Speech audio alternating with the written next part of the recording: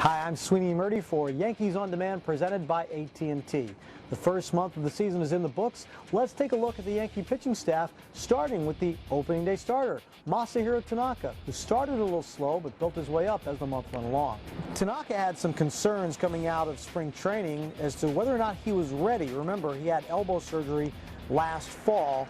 He started out kind of slow, didn't go deep enough into games, but then his third and fourth starts of the month, he threw 7 innings each time. Better sign for Tanaka was his ability to get in and out of trouble. He allowed only 2 earned runs in each of his first 4 starts.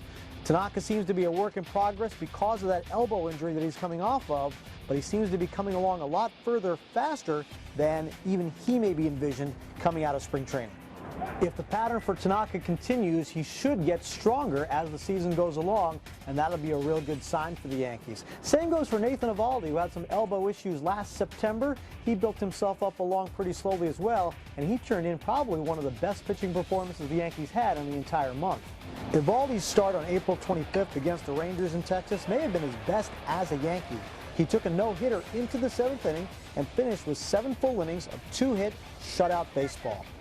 Eovaldi's been working on a split-fingered fastball since last season that's slowly become one of his most effective pitches, and pair that with a fastball in the upper 90s, and he certainly has some devastating weapons.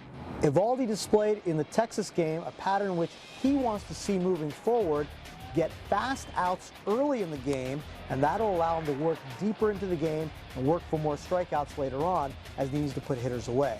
Eovaldi's dominance in Texas is something the Yankees certainly want to build on. So while he was a bright spot, and so was Masahiro Tanaka, a little more disappointing were the performances in April of Luis Severino and Michael Pineda.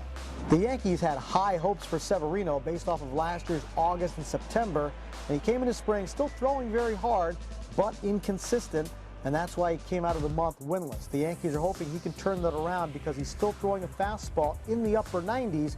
If he can control that a little bit better, along with his off-speed pitches, and gain more confidence, Severino's 2015 form should come back in May. Michael Pineda showed one thing that hasn't changed from 2015, his ability to throw strikes. Pineda's strikeouts to walks is still among the best in baseball, but a lot of contact for Pineda, and hard contact. His last start at Yankee Stadium resulted in a lot of home run balls, and that's something he's going to have to correct as he goes forward. Rounding out the rotation, CC Sabathia had an up-and-down month. His numbers don't look good, but he was good at times. The Yankees hope he can eliminate the 2-out base hits that hindered him during April and bring that ERA down. One good sign, he is healthy. That knee is holding up. Meanwhile, the strength of the Yankees pitching staff continues to be the bullpen, just like it was in 2015. And just like in 2015, it's Andrew Miller and Dellin Betances in a starring role. Betances and Miller picked up basically where they left off last season. And remember, last season started out great for Miller in his new role as closer. Well, it's continued along here. Perfect in save opportunities during the month of April. Hasn't allowed a run. Dellin Betances displayed his all-star form for most of the month before getting roughed up on the final road trip. As long as he's healthy, Joe Girardi insists Betances is the last thing he needs to worry about, given his track record.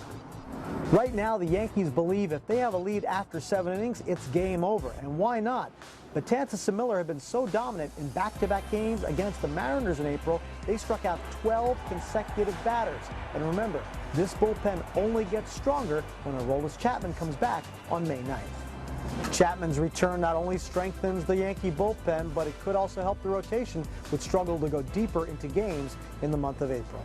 For Yankees On Demand, presented by AT&T, I'm Sweeney MURTI.